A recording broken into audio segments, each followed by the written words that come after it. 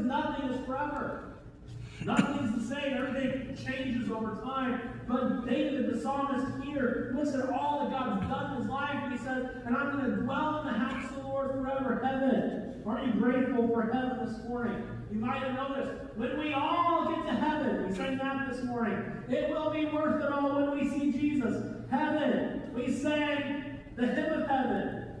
What a day that would be. All we did was sing about heaven this morning. Heaven's a wonderful place. It's a place that God has for his children. I want to take a little bit of time today and end the series about God's goodness and talk about heaven, God's eternal goodness to you. As we start out, we see number one this morning, what is heaven? What is heaven? Many people have lots of different things they describe heaven as, right?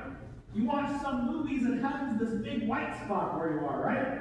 Ever seen those movies? A God that's created all the colors and everything he's created, why would he just leave it white? There's so many better colors than just white. But anyways, that's you watch those movies and it's like heaven's just white. Heaven's a bunch of clouds. Everybody's playing their harps and they got their little wings and all that stuff like that. We read people that have written books about what heaven's like because they claim that they went to heaven.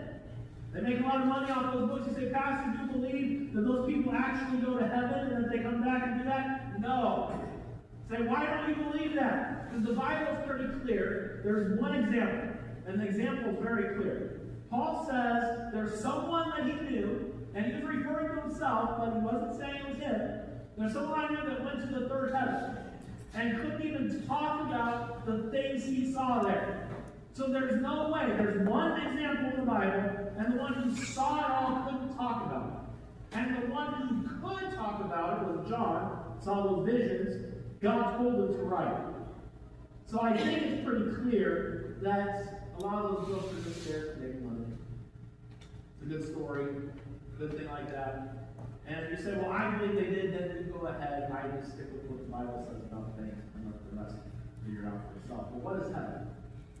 We're all going to be sitting around doing nothing all the time, resting, watching our favorite sports teams play, riding horses, relaxing out by the river of life, eating fruit from the trees of life, walking streets of gold. Be a nice way to exercise, right? Streets of gold.